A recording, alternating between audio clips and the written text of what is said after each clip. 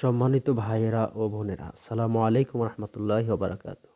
5ই August থেকে বাংলার মধ্যে যেভাবে উত্থান হয়েছে, মানুষের বুকে যেভাবে জায়গা করে নিচ্ছে, একের পর এক তাদের যে অগ্রগতি ভূমিকা দেখছেন, এই দেশের উর্বর কর্মী ইনশাআল্লাহ জামাত বাংলাদেশ পরিচালনার জন্য যে যোগ্যতা রাখে তার একটি নমুনা দেখে নিন।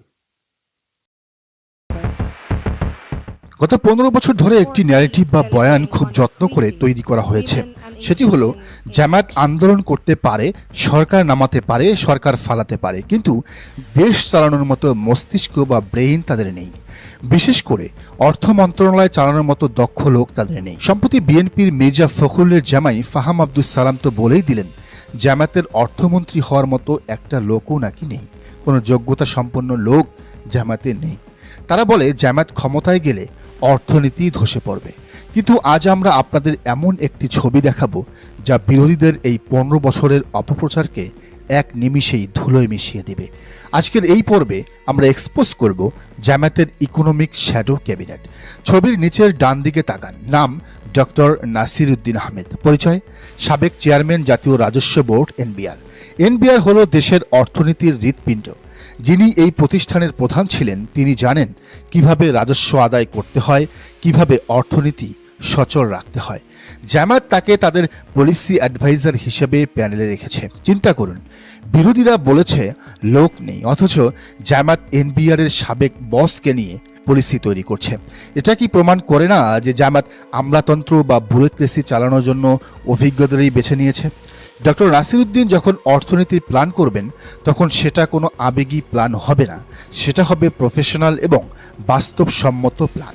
শুধু রাজস্ব নয়, শিল্প খাত চালানোর জন্য জামায়াত সামনে এনেছে শামীম সারা খানকে। তিনি শিল্প মন্ত্রণালয়ের সাবেক অতিরিক্ত সচিব, একজন এডিশনাল সেক্রেটারি, জানেন মন্ত্রণালয়ের ফাইলের জট কিভাবে খুলতে হয়।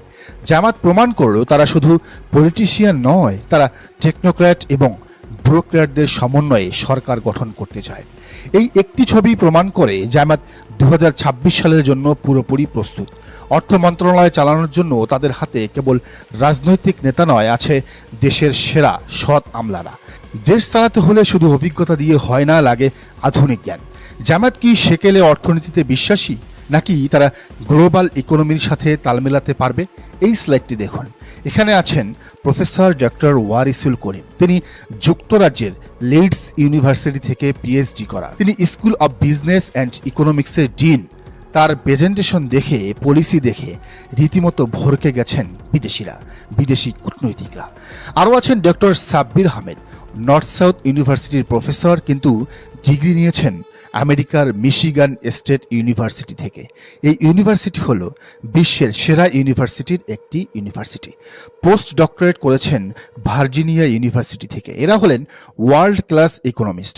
আমেরিকা বা লন্ডনের টপ ইউনিভার্সিটি থেকে ডিগ্রিধারী স্কলাররা যখন জামায়াতের ইকোনমিক পলিসি তৈরি করেন, তখন বিরোধীদের অযোগ্যতার বুলি হাস্যকর শোনায়।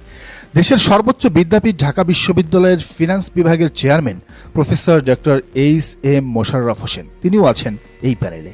ফিনান্স বিভাগের চেয়ারম্যান যখন একটি দলের পলিসি প্যানেল মেম্বার হন, তখন বুঝতে হবে সেই দলের অর্থনৈতিক ভিত্তি কতটা শক্ত। শেয়ার বাজার, ব্যাংকিং সেক্টর এবং মুদ্রাস্ফীতি নিয়ন্ত্রণে এদের চেয়ে যোগ্য লোক আর কে হতে পারে? এবার আসুন চাকরি খাতে, সবচেয়ে গুরুত্বপূর্ণ খাত। নির্বাচনের মাঠে বিএনপি চিৎকার করে বলছে, আমরা ক্ষমতায় গেলে কোটি কোটি চাকরি দিব।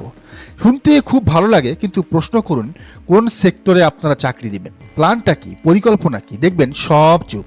একেই বলে ফাঁকা বলি, ফ্যামিলি কার্ডের মতো ফাঁকা বলি। কিন্তু জামায়াতে ইসলামী শুধু বলছে না, তারা দেখাচ্ছে কারা এই চাকরি তৈরি করবে।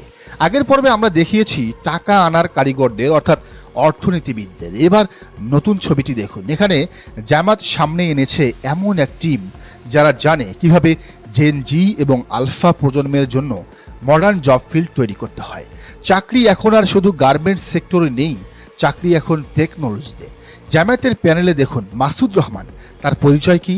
তিনি সাবেক সিনিয়র ইঞ্জিনিয়ার ইন্টেল হলো বিশ্বের সেমি কন্ডাক্টর জায়ান্ট। যিনি ইন্টেলের মতো গ্লোবাল কোম্পানিতে সিনিয়র ইঞ্জিনিয়ার ছিলেন, তিনি জানেন কিভাবে বাংলাদেশে আইটি হাব বা হাইটেক পার্ক গড়ে তুলতে হয়। বিএনপির কোনো নেতার এই অভিজ্ঞতা আছে কি?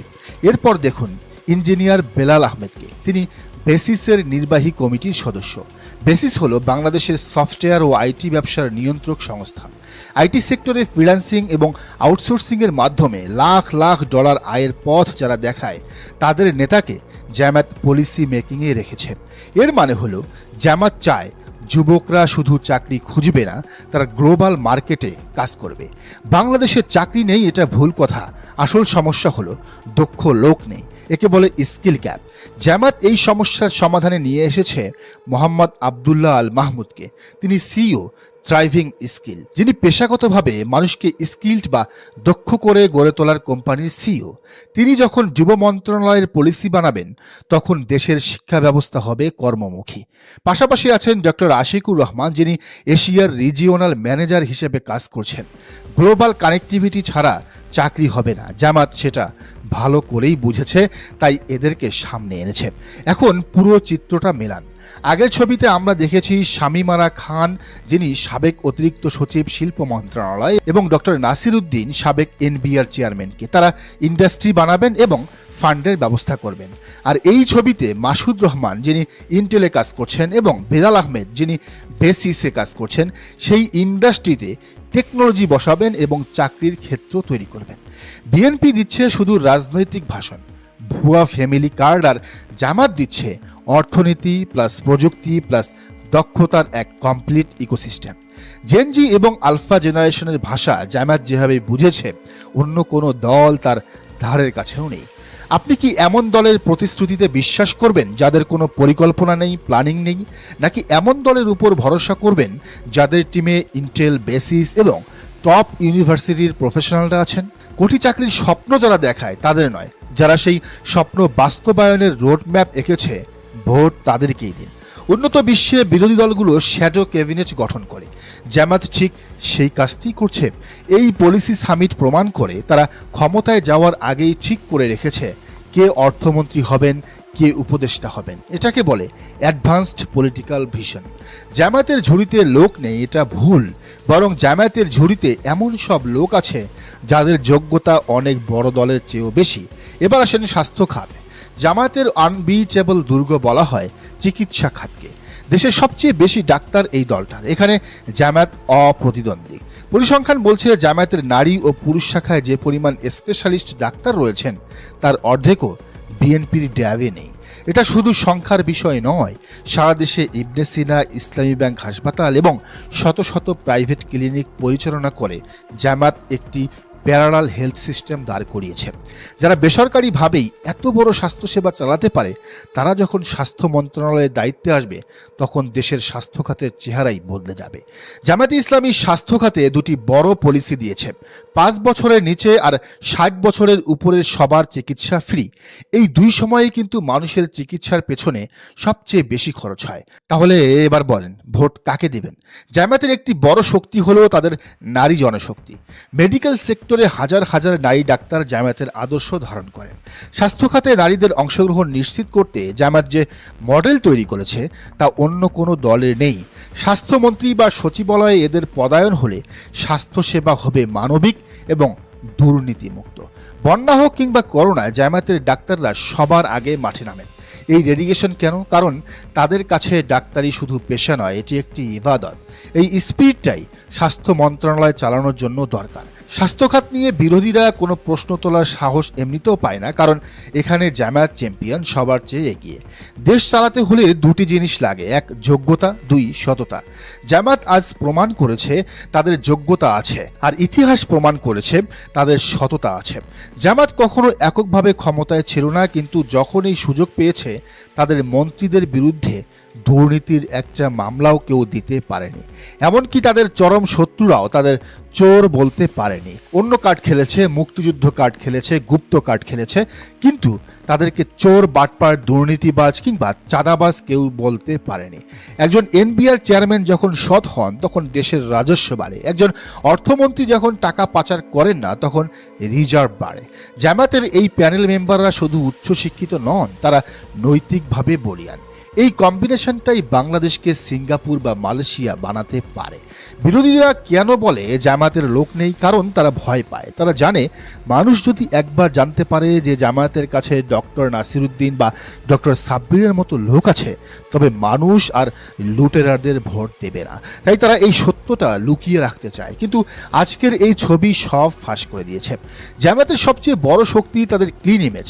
এর সাথে যখন টেকনিক্যাল এক্সপার্ট যুক্ত হয় তখন তা হয়ে ওঠে অজেয়।